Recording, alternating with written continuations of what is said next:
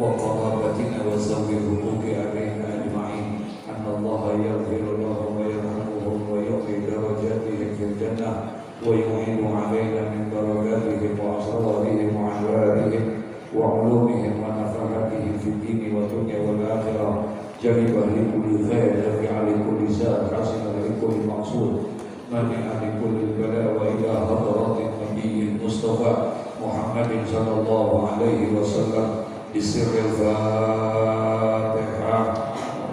أعوذ بالله من الشيطان الرجيم بسم الله الرحمن الرحيم الحمد لله رب العالمين الرحمن الرحيم مالك يوم الدين إياك نعبد وإياك نستعين اهدنا الصراط المستقيم صراط الذين أنعمت عليهم غير المغضوب عليهم ولا الضالين. Bismillahirrahmanirrahim. Bagaimana kita al-Mutalim halaman 81 yang terjemah. Wa yanbaghi lil-ghaibi an la yastaghila bi syai'in fara ghayra ilmi wa la yuridu anil fikri. Qala Muhammadun rahimahullah ta'ala inna salata atana hadihi inal mahdi ilal ahdi faman ra'ada an yakruka ilmana ada syahatan falyakruhu syahatan wallahu a'lam bishawab. Bagaimana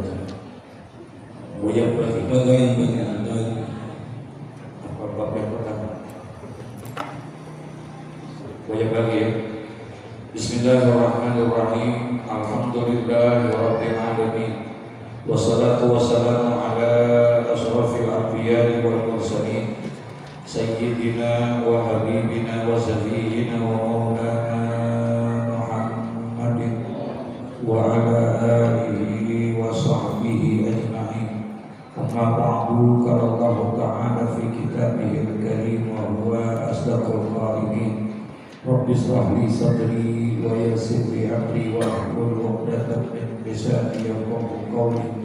Rabbi yassir wa la tu'assir Rabbi tammim bi khair. Subhanaka la ilma lana illa ma 'allamtana innaka antal alimul hakim. Wa la hawla wa la quwwata illa billahil aliyyil azim.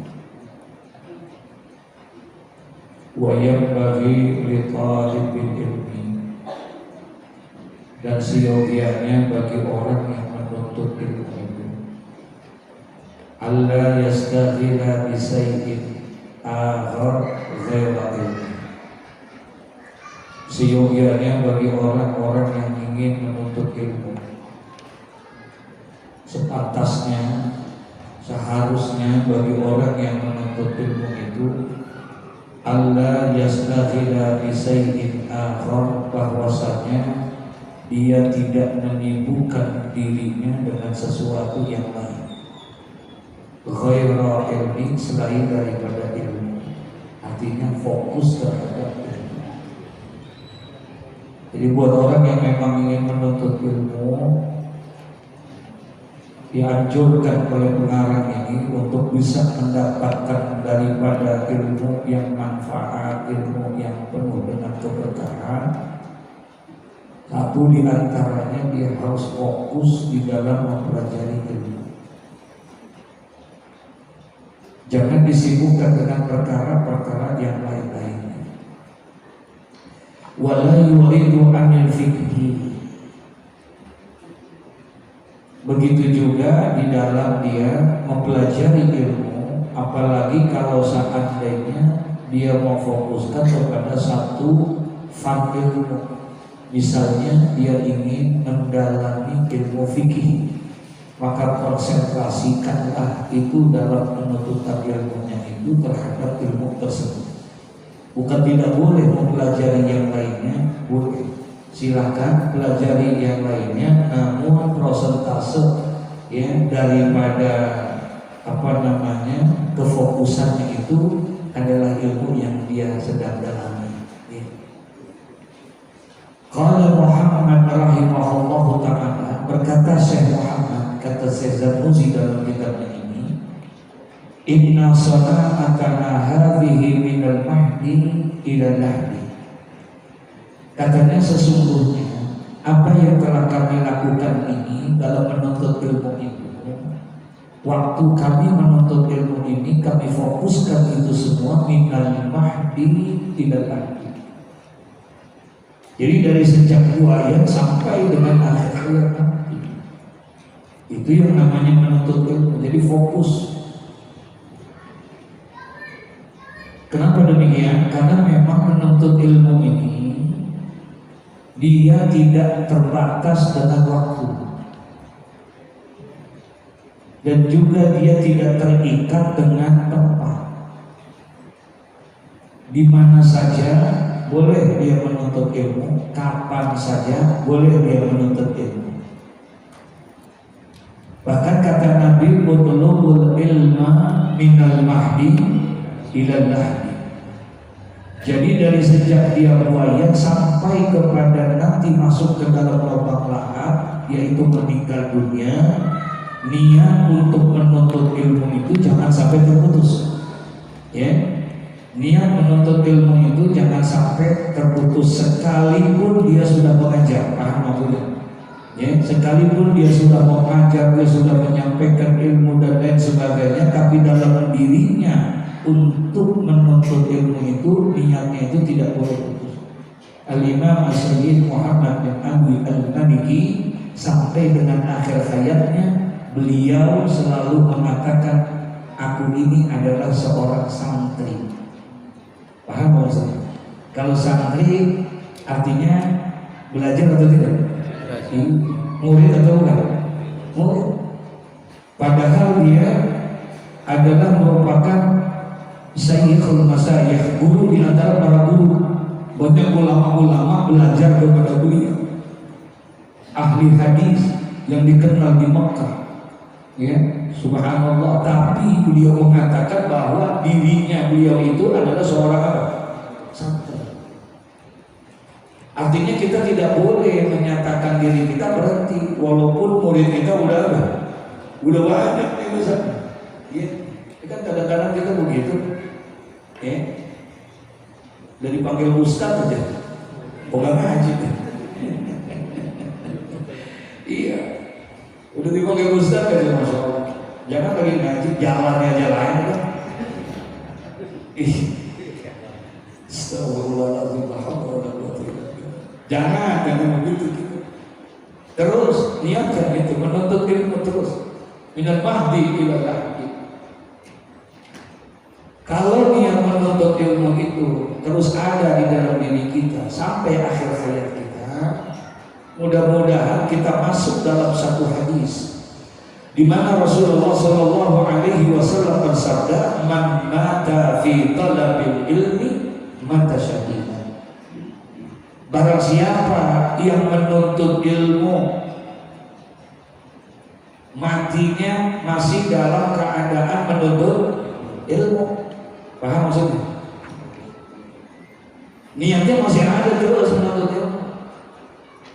Padahal udah kagak datang lagi ke majelis, udah kagak datang lagi ke masjid, ke musola. Kenapa? Emang sakit di rumah. Paham kan maksudnya? Tapi tercatat tuh dengan niatnya itu.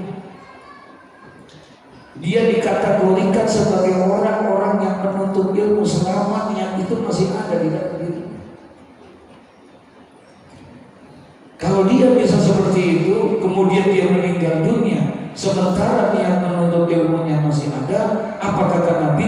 Mata syahidan, maka matinya itu dikategorikan matinya mati apa? Subhanallah.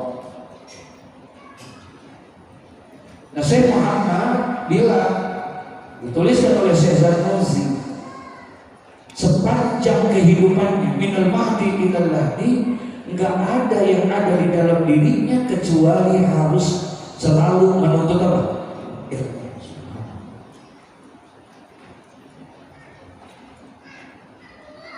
Al-Walid Al-Mafullah, mohon maaf bila maaf, tidak maksud buat riak ini. Saya punya orang tua itu akhir-akhir hayatnya suka ngomong kepada saya, ada 3 hal yang selalu diungkapin sama beliau. Alhamdulillah ya Muhammad sallallahu alaihi wasallam. Apa kata beliau? Yang pertama, dia ingin sekali meninggal dunia itu kalau enggak malam Jumat, hari Jumat. Yang kedua, dia ingin sekali meninggal dunia itu lagi ngaji atau lagi mengajar. Yang ketiga, dia pengen meninggal dunia itu di usia 70 tahun. Itu sering dikali. Berapa kali? Ternyata Allah takdirkan dan semuanya dikabulkan. Meninggalnya malam Jumat, habis ngajar di usia 70 tahun. Masuk. Dan hampir semua para ulama mintanya begitu. Matinya, meninggal dunianya kalau kadang lagi ngaji, lagi ngapain? Ngajar. Artinya lagi menuntut ilmu. Makanya sampai akhir-akhir hayatnya itu yang dilakukan. Itu yang dilakukan. Mu'alim seperti Halami meninggal dunia selesai ngajar. Dari Pondok Pinang ngajar, pulang mau maulid di tempat saya.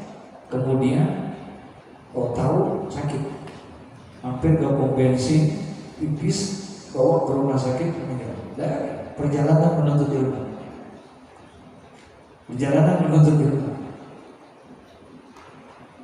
Abuya Abdurrahman Nawawi waktu beliau masih hidup di akhir-akhir hayatnya, umurnya 94 tahun. Saya tanya sama beliau, Abuya, izinnya di usia seperti ini, dalam kondisi seperti ini, kira-kira apa yang ingin Buya lakukan? Yang Buya pengenin apaan? Saya tanya sama beliau, usianya 94 tahun. Saya tanya, kira-kira di usia yang seperti ini, apa yang kira-kira Buya masih inginkan? Kata beliau, nggak ada. Cuma satu yang Buya pengen. Buya pengen ngaji, begitu katanya. Umur berapa tuh? Hah? Umur berapa? 94 masih pengen apa? Kita umur berapa nih? Ngajinya udah gitu. Kita ngajinya udah. Itu umur segitu. Saya bilang Masya Allah, luar biasa. Makanya berkah ilmunya, makanya manfaat ilmunya. Keberkahan ilmu itu nggak dilihat dengan jumlah banyaknya jamaah. Keberkahan ilmu itu kalau seandainya ilmu berkah karena banyak pengikutnya, mungkin yang namanya Karma atau Karma, paham Marxisme, pengikutnya banyak, berarti ilmunya berkah kalau itu. Kalau ukurannya itu, jadi ukurannya bukan itu, kata Mu'alim sebenarnya. Keberkahan ilmu kita, kemanfaatan ilmu kita, bagaimana dengan ilmu yang kita miliki, hubungan kita kepada Allah tambah jauh atau tambah dekat, itu satu. Tambah berani atau tambah takut sama Allah. Jangan sampai kita tambah ilmu tapi tambah jauh kita sama Allah. Karena nanti disinyalir oleh Rasulullah SAW, banyak orang yang mendapatkan ilmu tapi dia tambah jauh oleh Allah Subhanahu wa Ta'ala. Kalau bicara ilmunya banyak, banyak nih ilmunya, tapi permasalahannya jauh sama Allah. Jauh sama Allahnya bagaimana? Tumbuh ujub di dalam dirinya, tumbuh riya di dalam dirinya, tumbuh takabur di dalam dirinya. Kalau itu ada sama dia, biar kata ilmunya banyak juga, paham maksudnya? Tapi karena ada ujub, ada riya, ada takabur, berarti ilmunya tidak membawa keberkahan buat dia. Masya Allah. Ya, nah ini yang perlu kita tanamkan. Nah, di sini diajarkan katanya Syekh Muhammad itu,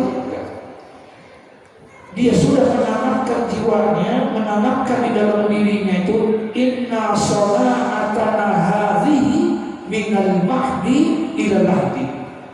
Dia sudah tanamkan di dalam dirinya itu niat untuk menuntut ilmunya tidak akan pernah berhenti sejak dia dari bulayan sampai kepada apa? Karena memang pesan Nabi seperti itu, untuk ilmu minal mahdi ila lahdi. Itu yang mesti kita garis bawahi satu. Jangan putus niat untuk apa ya? Jangan putus niat untuk menuntut ilmu. Tanamnya dalam diri kita. Faman arada ayyaruka ilmana hadza sa'atan falyarudhu sa'ah. Jadi bila dia meninggalkan ilmu, ya kami ini sesaat saja, maka dia akan tertinggal sepanjang hidup. Ruginya bukan main. Begitu thariqahnya yang dibawa oleh baginda Nabi Muhammad SAW.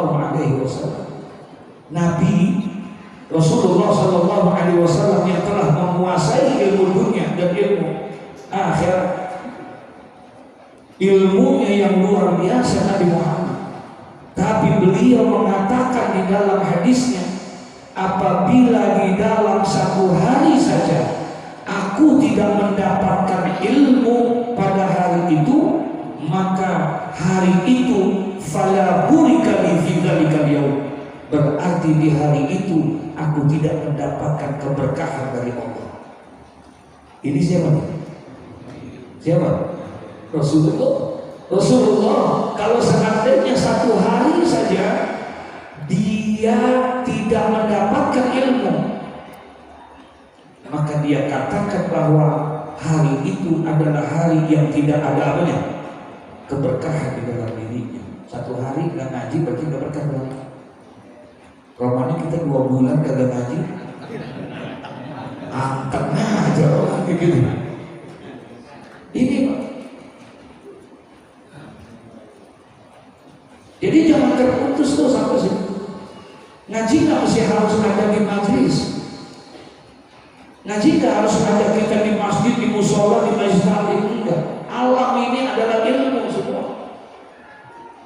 Apa yang ada di depan kita, apa yang ada di belakang kita, apa yang ada di samping kiri, kanan, atas, bawah, semua adalah ilmu. Makanya ayat yang pertama Allah turunkan kepada Nabi Muhammad berkaitannya dengan apa? Ilmu. Iqra, baca. Kita disuruh baca. Baca apa? Baca yang tertulis dan juga baca yang tidak tertulis. Baca itu Al-Quran, ayat-ayat Allah yang dituangkan di dalam Al-Quran. Lihat itu yang 30 juz, lihat baca itu yang 114 surah. Kita disuruh baca, satu sisi kita disuruh baca itu, tapi yang kedua kita juga disuruh baca ayatul kauniyah, ayat-ayat yang Allah ciptakan. Ada apa di atas, ada apa di bawah, ada apa di kiri kanan dan lain sebagainya. Artinya kita harus belajar. Nah, jadi ilmu di mana? Tidak harus di majelis. Kemarin kita bahas beberapa waktu yang lalu tentang Imam Abu Hurairah. Abu Hurairah, sahabat Nabi SAW. Dulu sih namanya Abu Sam. Sebelum dia masuk Islam namanya Abu Sam, hamba matahari. Kemudian dia masuk Islam, namanya diganti sama Nabi. Dia masuk Islam agak terlambat. Abu Hurairah itu masuk Islamnya di tahun 7 Hijriah. Sementara Nabi Muhammad meninggal dunia tahun 11 Hijriah. Berarti persahabatan dia dengan Nabi dalam satu akidah kurang lebih hanya berapa tahun? Hanya 4 tahun. Abu Hurairah bersama Nabi hanya 4 tahun. Hanya 4 tahun dia bersama. Tapi coba lihat, kalau bicara lama masuk Islam, lebih lama Abu Bakar As-Siddiq radhiyallahu anhu. Kalau bisa bicara lama, lebih lama Umar bin Khattab, lebih lama Anas bin Malik. Apalagi Anas bin Malik masuknya di bawah umur 10 tahun, udah dibawa sama ibunya Ummu Sulaim ke rumah Rasulullah untuk berkhidmat. Umur 10 tahun sudah ikut Nabi, Anas bin Malik. Ketika Rasulullah meninggal, Anas bin Malik umurnya 21 tahun. Masuknya 10 tahun, ketika Nabi Muhammad meninggal, itu Anas umurnya 21 tahun. Berarti bersama Nabi berapa tahun? 11 tahun bersama Nabi. Dia orang yang dekat karena dia berkhidmat dengan Nabi. Dia yang selalu nuangin air kalau Nabi berwudu. Dia yang selalu nyiapin sendalnya dan lain sebagainya. Ini Anas bin Malik. Tapi ternyata di dalam perjalanan dakwahnya itu,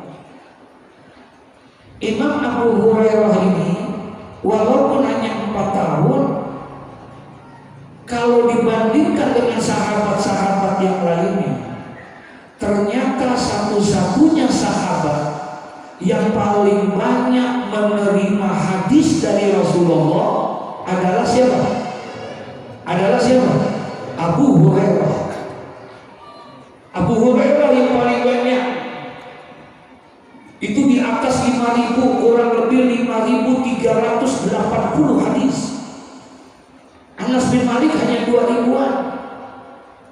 Abdullah ibnu Umar, anak Sayyidina Umar bin Khattab, sama hampir 2.000-an. Aisyah juga begitu. Tapi ini yang 4 tahun, ternyata dia mendapatkannya hadisnya 5.000 lebih, 5.380 hadis. Kok bisa? Karena Sayyidina Abu Hurairah banyak menimba ilmu, banyak mengambil ilmu, tidak di dalam majlis-majlis yang formal. Paham gak maksudnya? Dia banyak mendapatkan hadis-hadisnya itu bukan di dalam majlis-majlis yang seperti ini, tapi lebih banyak dia dapatkan dari tempat-tempat yang di luar formal. Beda sama kita. Kalau kita kan kita tungguin tuh guru, memang lagi dulu kita tungguinnya di masjid, betul ya? Iya. Tapi kalau Abu Hurairah enggak. Dia mau ngaji sama Nabi, yang lain pada nungguin. Kalau dia pada nungguinnya di rumahnya Nabi, nungguinnya di rumah Nabi. Dia pengen bareng jalannya sama Nabi. Dia pengen lihat sepanjang perjalanannya tuh Rasulullah kayak apa. Oh, Rasulullah keluar rumah dari pakai kaki kiri apa pakai kanan. Ketika bertemu sama orang bagaimana Rasulullah. Ketika dia berjumpa sama yang tua kayak apa. Kalau ketemu sama yang muda kayak bagaimana. Akhlaknya Rasulullah di jalan kayak apa.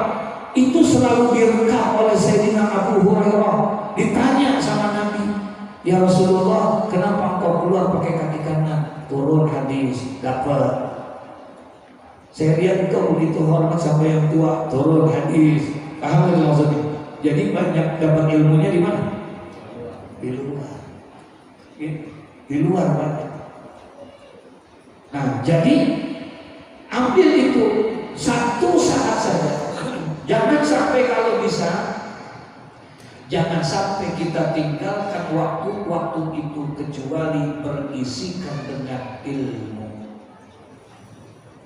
Kecuali berisikan dengan ilmu. Di mana aja, hati lagi main gitar, kemudian dapat ilmu di situ bisa nggak? Halo? Hah? Lihat aja, mau bayar lama bisa. Iya, setahu dia keluarin ayat, dia keluarin hadis dan lain sebagainya. Jadi bisa di mana saja kita bisa ambil ilmu itu.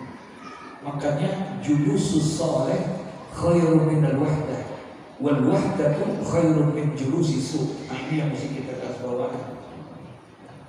Kalau kita pengen dapat yang begitu, maka teman duduk kita cari. Siapa nih? Jangan salah pilihan teman. Julusus saleh, duduk bersama orang yang saleh, khairun minal wahdah. Itu lebih baik daripada kamu sendirian di rumah. Daripada kamu sendirian di rumah, mending lebih baik duduk bersama orang soleh, orang yang alim. Orang alim, jangan Jangan lagi ngobrolnya, tidurnya. Kan ada hadis naumun alim khairun min ibadatil jahil. Tidurnya orang alim lebih baik daripada ibadahnya orang apa? Jahil. Tidurnya aja lebih baik daripada orang yang ibadahnya orang jahil. Ada orang ibadah tapi gak pakai ilmu, jahil. Itu masih lebih baik tidurnya orang alim. Kenapa? Karena tidurnya orang alim pakai ilmu. Tidurnya pakai ilmu. Ilmu yang dia dapetin diamalin tuh dalam tidurnya. Sunnah tidur menghadap kepada kiblat. Sunnah anak kita tidur seperti ini, menghadap kepada kiblat seperti orang dalam keadaan masuk kepada lubang apa? Tuh kayak begitu tuh sunnah. Sebelum tidur sunnah berwudu. Ini orang alim. Enggak tidur kalau dia tidak zikir. Kalau kita wudu.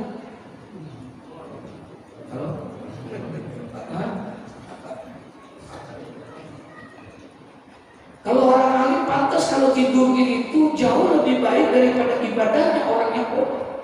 Karena tidurnya mereka pakai apa? Pakai ilmu. Tidurnya aja pakai ilmu. Wudu dulu. Kenapa? Coba lihat Syekh Jalaluddin Abdul Rahman bin Abu Bakar As-Suyuti tulis di dalam kitab Lubabul Hadis.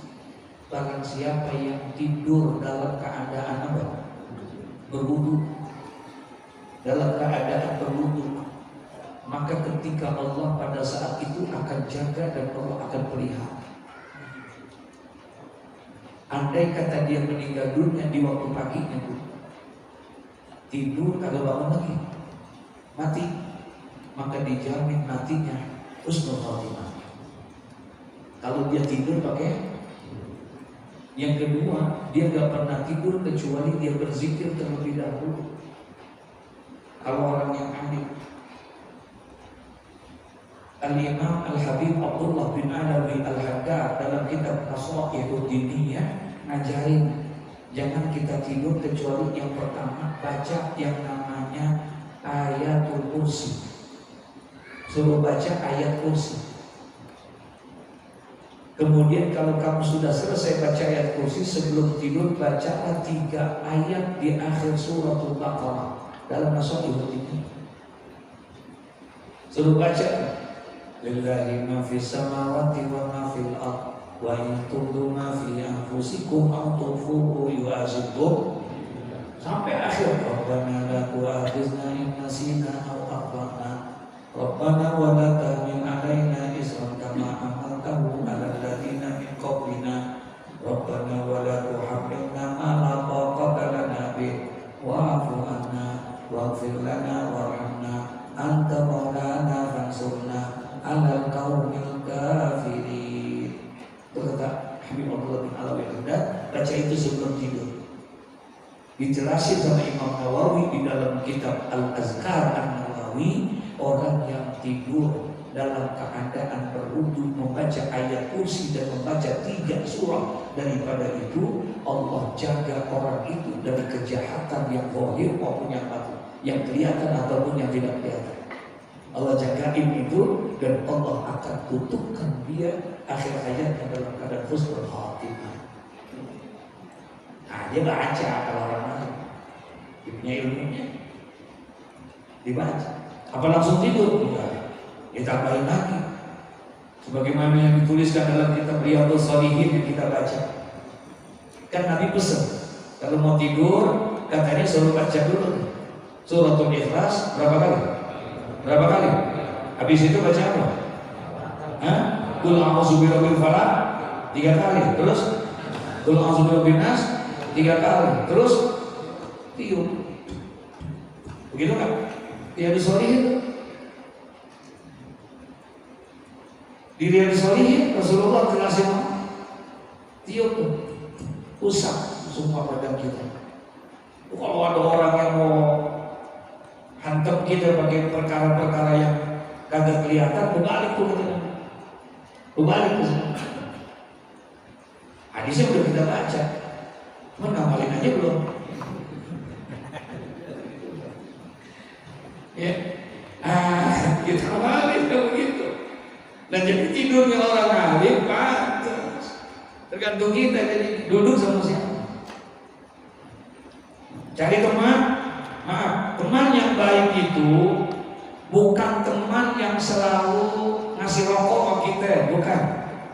Teman yang baik itu bukan teman yang selalu minjemin duit sama kita, bukan. Teman yang baik itu bukan yang selalu minjemin motor sama kita, bukan.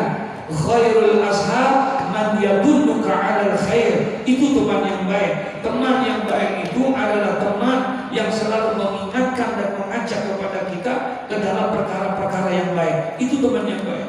Nah, carilah engkau teman yang seperti itu sehingga dudukmu di mana saja maka akan mendapatkan ilmu di dalamnya. Paham nggak maksudnya? Kan ini tadi disuruh nih, sepanjang hidup kita harusnya diisi dengan apa tadi? Kan dengan ilmu. Nah, sekarang bagaimana? Kalau kita mau ngisi dengan ilmunya, maka bergaullah dengan orang-orang yang berilmu.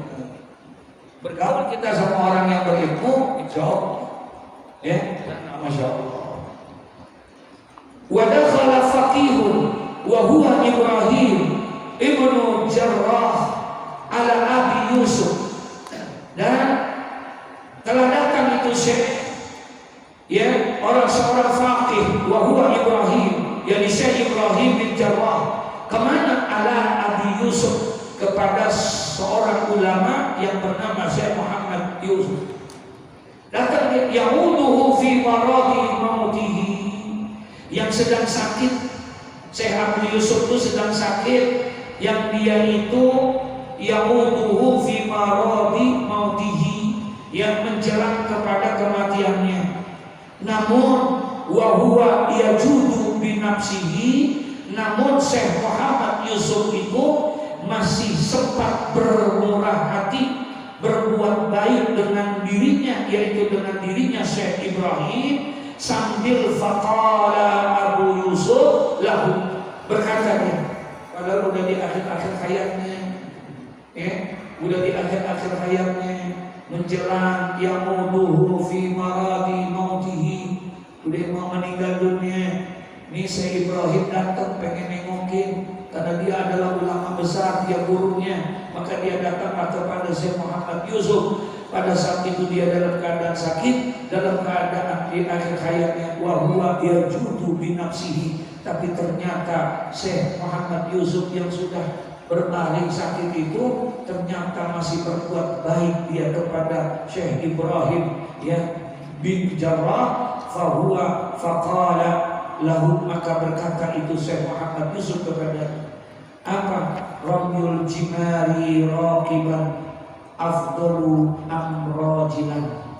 Kata saya itu lebih utama mana? Katanya melempar jamrah dengan naik kendaraan atau dengan berjalan kaki. Mau meninggal masih nanyain gituan. Jamrah atau jamrah, melontar, ya, melontar. Kalau zaman dulu melontar dekat, minatnya masih minat yang asli. Sekarang ini minat yang asli itu tertutup, dia hanya untuk daripada negara-negara Timur Tengah pada umumnya di situ. Sementara Mina, tempat tendanya jamaah haji Indonesia, itu di tempat perluasan Mina. Jadi Mina diluasin lagi, lebih jauh lagi tempatnya, bahkan melewati satu gunung. Di mana gunungnya itu dibelah bawahnya dibikinin apa? Terowongan. Yang terowongan aja kurang lebih hampir 1 kilo. Terowongannya doang tuh, jalan tuh hampir 1 kilo. Belum lagi tempat tendanya sama tempat. Jadi kalau ini terowongan, di situ tempat tenda jamaah Indonesia, tempat melontarnya di sana jalan raya. Jadi bisa kita bayangin perjalanannya cukup jauh. Kalau dulu dekat, ya, melontarnya. Nah, sekarang ditanya, itu melontar yang model gitu, mau pengen melontar. Melontar ini bagian daripada wajibul haji. Ya, dia termasuk wajib haji. Amalan haji itu 3. Ada rukun haji, ada wajib haji, ada sunnah haji. Amalannya. Jadi ada yang rukun, ada yang wajib, ada yang sunnah. Jadi rukun sama wajib pengertiannya beda. Tidak seperti sholat, tidak seperti puasa, tidak seperti amalan yang lain.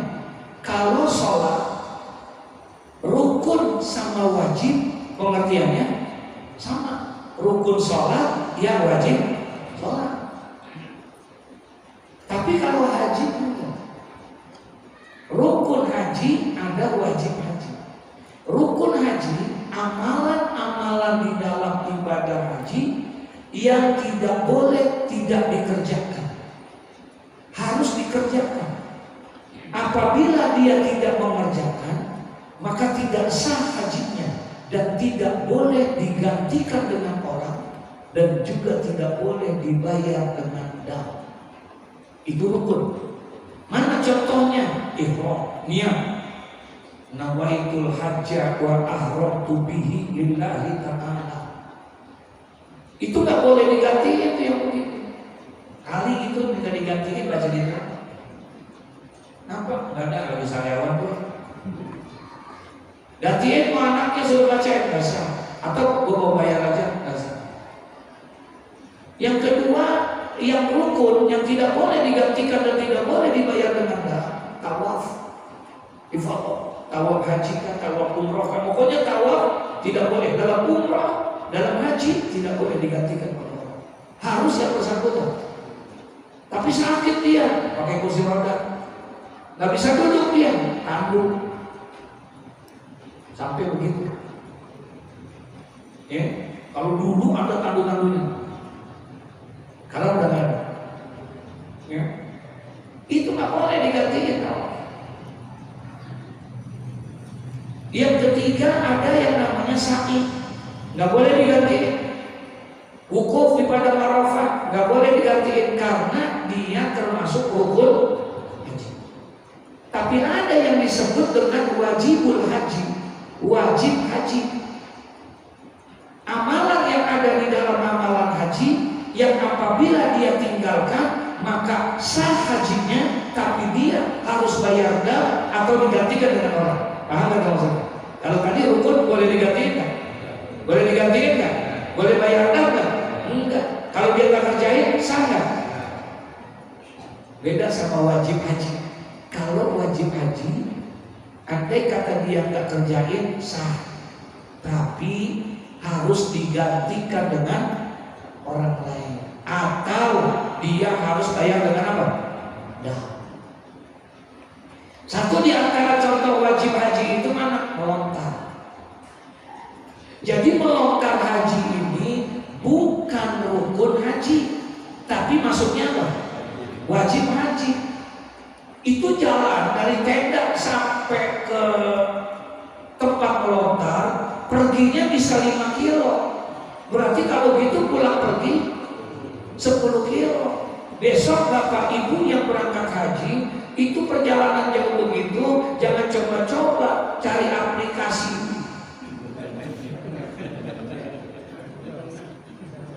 Pengen manggil apa? Grab. Bukan nggak ada di sana, tapi nggak boleh. Di sana ada. Nah itu harus jalan kaki gitu.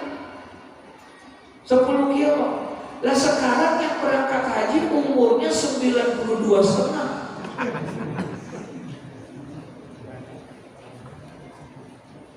Sekarang ini ada.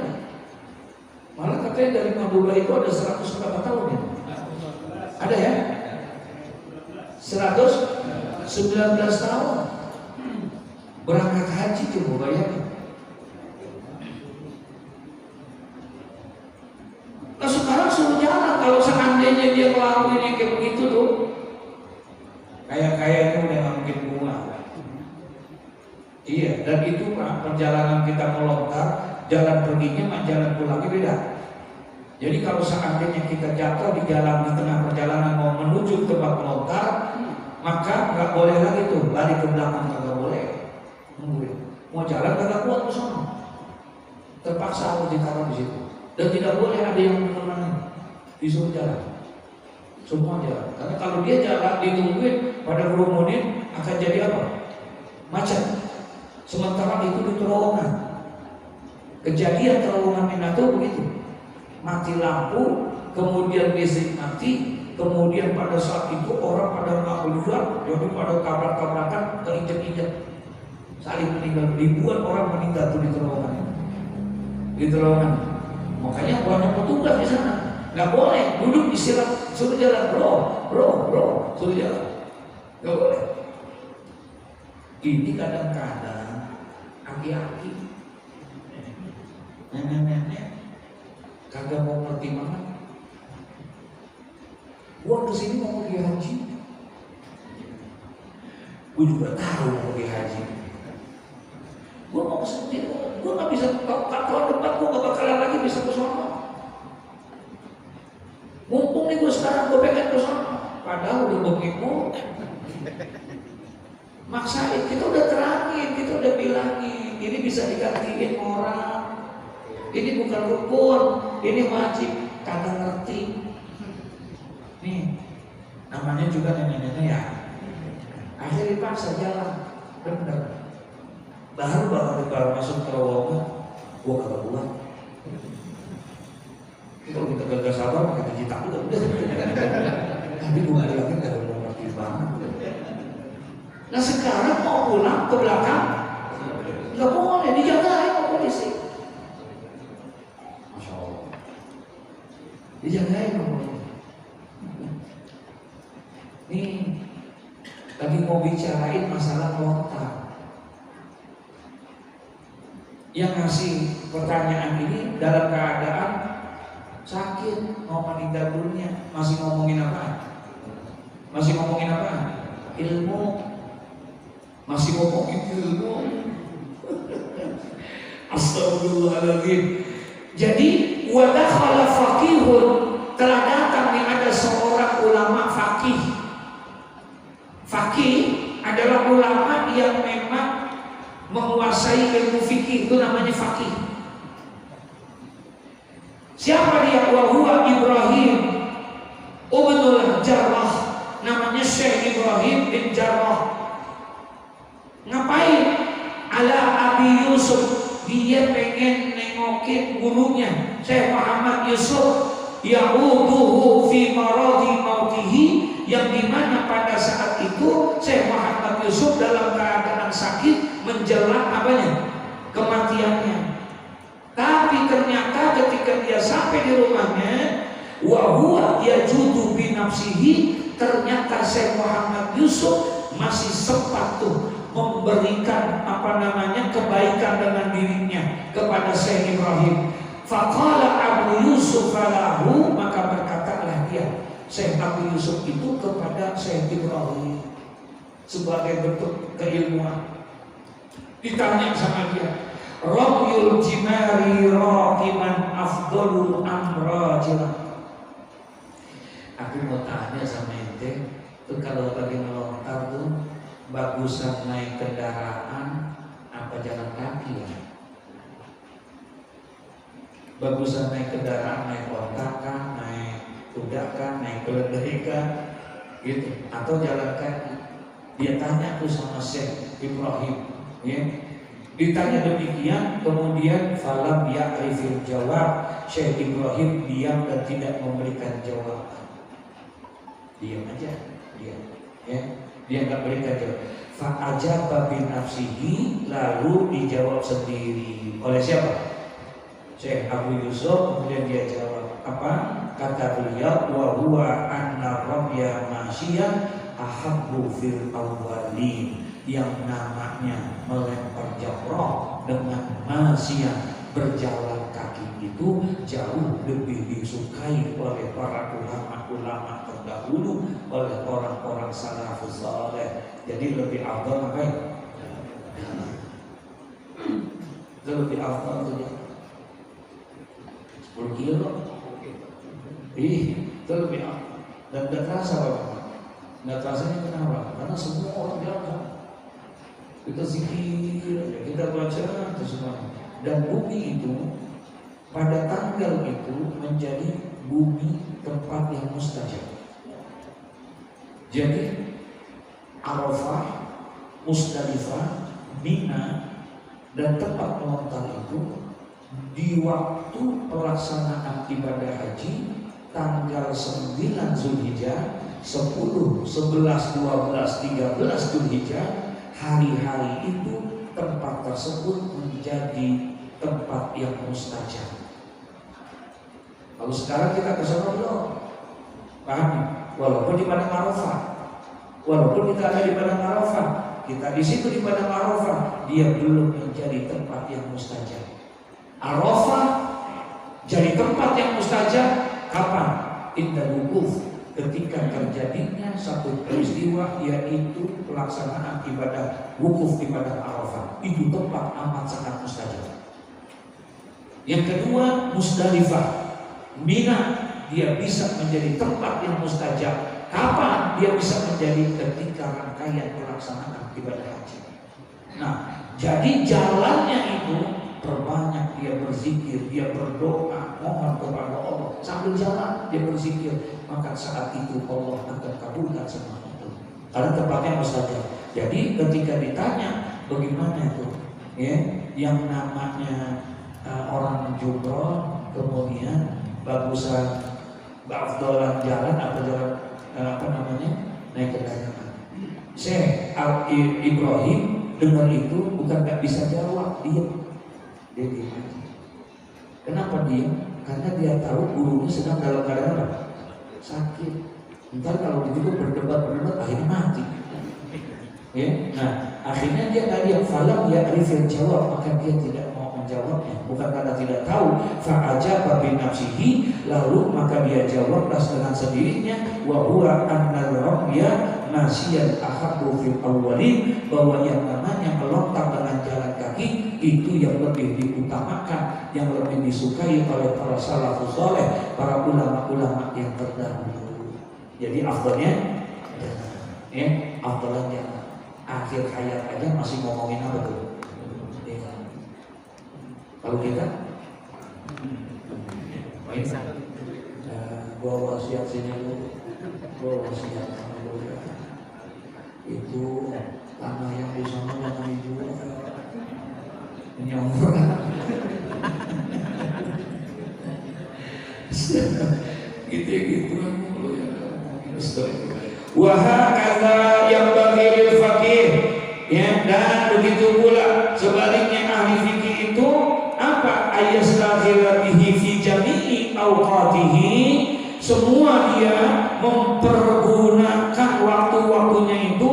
Ayastaghila bihi, bahwasanya dia menyibukkan dirinya itu fi jami'i awqatihi, pada semua waktu-waktunya. Fahina izin yajidu lazatan azimah, yaitu dengan waktu tersebut dia mempergunakan untuk meraih dan merasakan kenikmatan-kenikmatan yang lebih utama. Masya Allah, ilmu udah jadi sesuatu yang membuat dia nikmat. Kalau yang udah buat nikmat, kita lagi makan ya nikmat, lagi enak-enaknya gitu. Kira-kira semakin banyak makanannya semakin asik. Semakin asik kan? Semakin asik itu kita semua. Kalau lagi nikmat, masya Allah, udah kagak terasa, udah semuanya asik, semuanya ini. Nah begitulah orang-orang yang berilmu, dengan ilmunya dia sudah merasakan kenikmatan dan kelezatan di dalam dia menuntut ilmu. Tinggal kita, kalau kita udah belum merasakan kenikmatan dalam menuntut ilmu. Ngaji pernah ngerasain nikmat? Halo? Diam aja. Udah pernah gak kita merasakan nikmat gitu?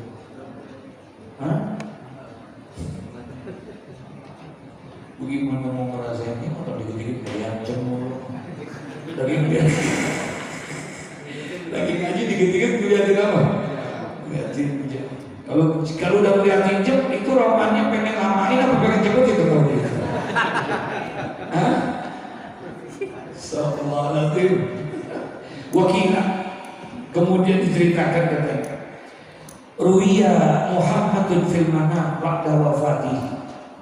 Dikisahkan katanya, ada seseorang pernah bermimpi dia. Mimpi melihat Syekh Muhammad. Kalau tadi kan pas sakitnya nih, meninggal, paham ya? Kemudian meninggal. Ruwiya Muhammadun fil manami ba'da wafatihi. Kemudian ada seseorang bermimpi berjumpa di dalam tidurnya fil manami ba'da wafatihi, sesudah wafatnya. Faqila lahu, lalu bertanya, kaifa kunta fi halin nazar? Bagaimana keadaan Anda waktu roh itu dicabut? Waktu rohnya lagi dicabut bagaimana? Ditanya nih sama seseorang, wanita, kemarin waktu meninggal dunia lagi dicabut bagaimana kira-kira? Sakit apa-apa? Rasulullah ketika lagi dicabut rohnya, maaf, teriak satu, Rasul, sampai malaikat Jibril langsung memalingkan wajahnya karena nggak tega melihat wajahnya Rasulullah ketika dicabut rohnya, nggak kuat ya. Sampai Rasulullah bilang sama Jibril, ya Jibril, kenapa kau palingkan wajahmu? Engkau tidak mau melihat aku, engkau tidak suka kepada aku. Enggak ya Rasulullah, aku tidak tega melihat engkau dicabut rohnya. Apa kata Nabi Muhammad? Ya Jibril, tahukah kau sakitnya? Sakitnya ketika dicabut roh ini seperti ditebasnya pedang dengan 300 tebasan pedang. Sampaikan salamku ya Jibril kepada Rabbul Alamin, kepada Allah. Sampaikan kepada Tuhan sakitnya dicabutnya roh ini. Biarlah aku saja yang merasakan, timpakan semua daripada sakitnya umat-umatku ketika dicabut itu. Mereka biar jangan merasakan, biar simpahkan saja semuanya kepada aku, supaya umatnya nggak ngerasain waktu lagi dicabut rohnya. Jangan Jibril, biar aku saja yang merasakan. Sampaikan kepada Allah agar sakit-sakit roh ini dicabut. Umatku jangan ada yang sakit, biar timpakan saja semuanya ke aku. Sampaikan kepada Allah. Kemudian berangkat Jibril. Jibril bilang kepada Allah, kata Allah Rabbul Alamin, enggak, aku tolak kali ini permintaanmu. Balik lagi, sampaikan lagi kepada Nabi Muhammad, ya Rasulullah, mohon maaf, Allah menolak permintaan. Kalau memang tidak bisa ya Jibril, tolong 50% dari sakitnya itu biar ke saya, biar umatnya ngerasain berapa? 50% aja. Datang lagi, ditolak lagi sama Allah.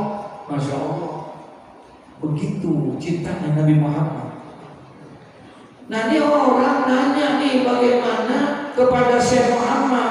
Faqala, katanya, kaifa kunta fi halin nadmi? Bagaimana keadaan Tuan Imam ketika pada saat rohmu dicabut itu? Apa katanya?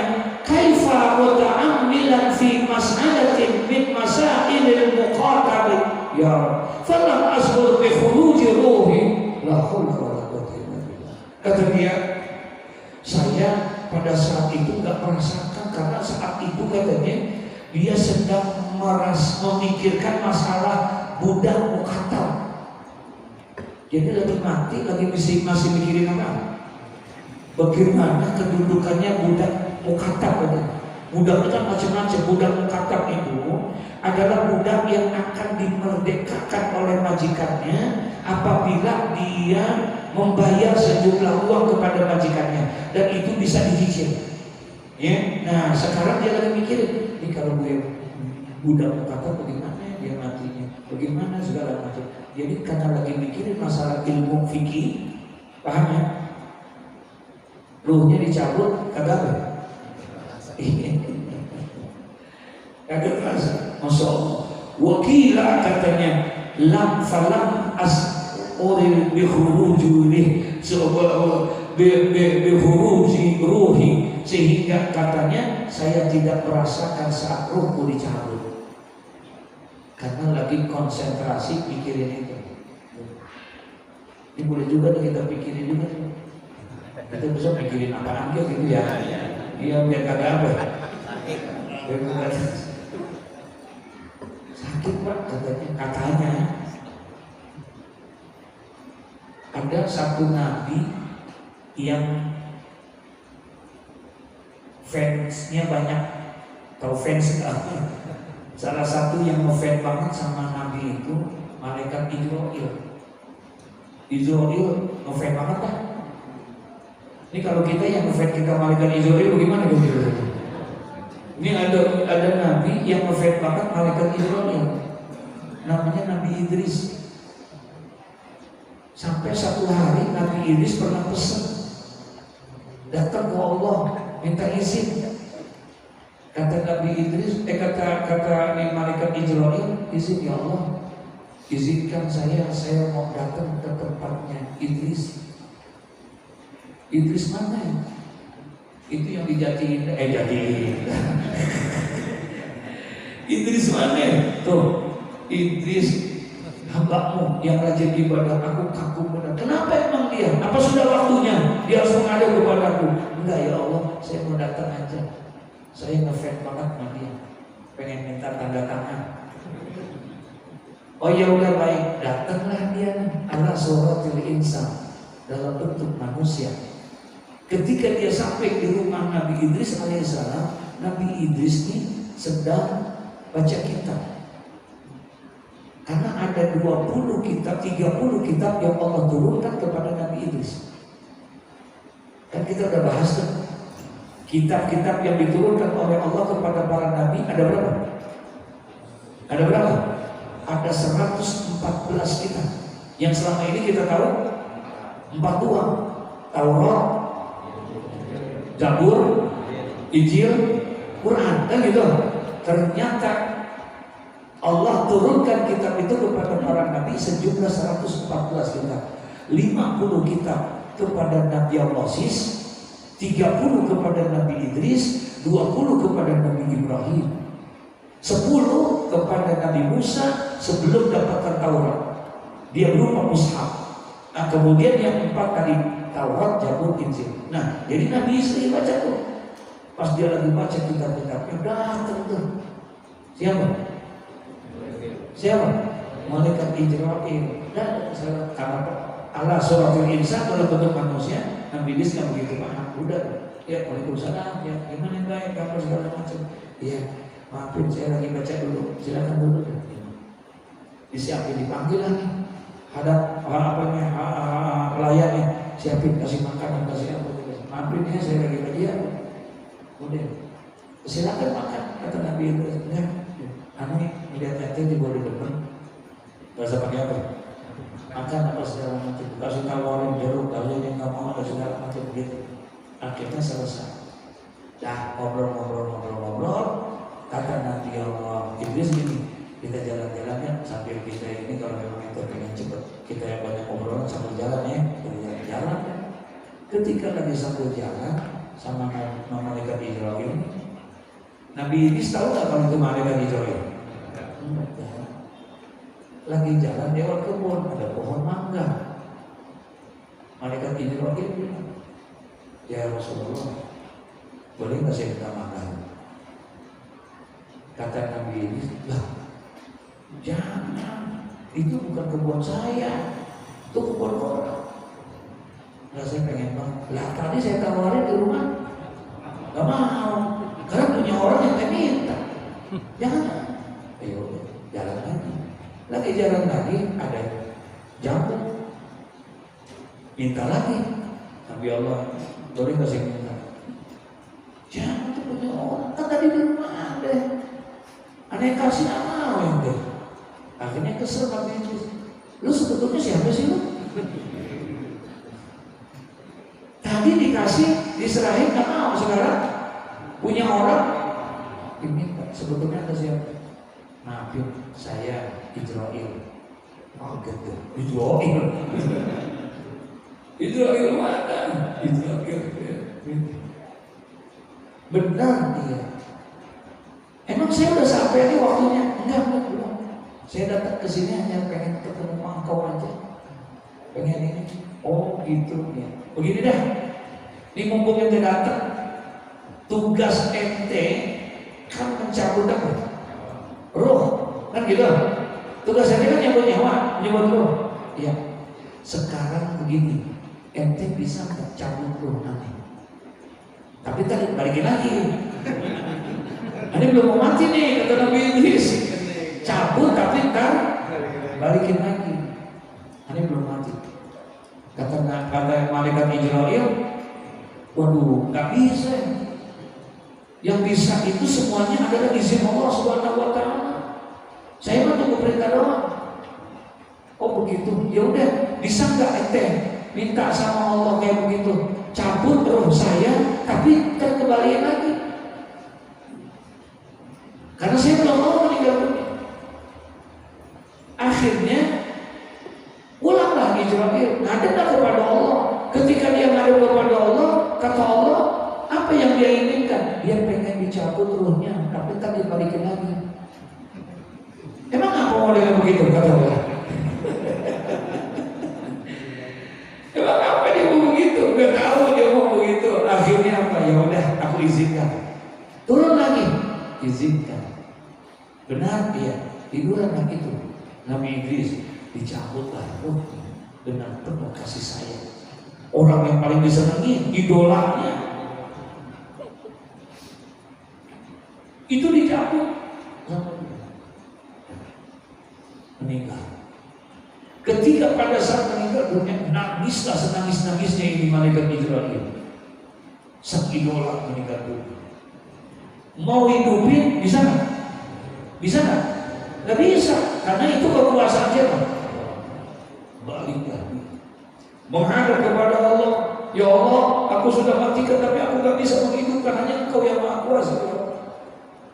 Dia sudah meminta sebelumnya, tolong minta disebutkan semua segala macam dan lain sebagainya. Kata Allah, baliklah lagi, aku hidupkan. Turunlah itu malaikat Israel, datang lagi di situ. Pas dia datang, dia lihat Nabi Idris tadi duduk, la ilaha illallah, la ilaha illallah, hidup dah. Ditanya sama Israel, kapan kau baru selesai? Baru dihidupkan oleh Allah. Sebetulnya apa tujuan kau? Minta dia apa? Dimatikan, dicabut dan kau jadi tidak ada. Aku hanya ingin merasakan betapa sakitnya orang dicabut rohnya. Paham? Aku minta begitu hanya pengen ngerasain bagaimana sakitnya orang ketika dicabut rohnya. Terus kata Israel, emang sakitnya kayak apa? Ternyata kayak orang, kalau Nabi Idris ini kayak dikeletin kulit. Pernah lihat orang potong kambing kan? Tuh kambing kan kalau dari potong kemudian diapain? Dikeletin, ditarik begitu tuh, didodorin semua. Kira-kira bagaimana tuh? Sakitnya kayak apa? Ya, sakitnya kayak apa? Nah, terus kenapa kau baca la ilaha illallah? Karena kalimat inilah yang bisa meredamkan sakitnya sakaratul maut. Paham tak maksudnya? Subhanallah. Jadi kata Nabi Idris, dia pengen merasakan betapa sakitnya ketika orang dicabut rohnya. Tapi Syekh Muhammad karena kemuliaan ilmu, karena keutamaan ilmu, ketika ada orang bermimpi berjumpa dengan Syekh Muhammad Yusuf ini fil manam, di dalam tidurnya, Tuan Syekh sudah meninggal dunia, ditanya bagaimana keadaanmu ketika pada saat dicabut ruhnya. Ya saya lupa, karena pada saat itu saya lagi mikirin ilmu tentang masalah fikih. Masya Allah. Artinya dengan sebab kemuliaan ilmu sampai-sampai dia tidak merasakan. Nah makanya ditutuplah itu sakadani masailul muqaddami anil istidadi di hadzal yaum. Jadi masalah budak mukatab itu telah membuat sibuk pada diriku itu, sementara pada saat itu aku ternyata dipanggil oleh Allah. Wa inna maqala dzalika tawaddu'an, dan inilah yang disebutnya dengan ketawaduan dalam ilmu. Nah, jadi keberkahan ilmu sampai bisa meredam daripada sakitnya apa? Sakaratul maut. Ya, faslun fi waqti tahsilil ilmi. Nanti akan masuk satu fasa, yaitu di dalam waktu dalam mendapatkan ilmu. Ya, insyaallah. Al-Fatihah. Bismillahirrahmanirrahim. Alhamdulillahirabbil alamin. Arrahmanir rahim. Maliki yaumiddin. Iyyaka na'budu wa iyyaka nasta'in. Ihdinas siratal mustaqim. Siratal ladzina an'amta 'alaihim ghairil maghdubi 'alaihim waladdallin.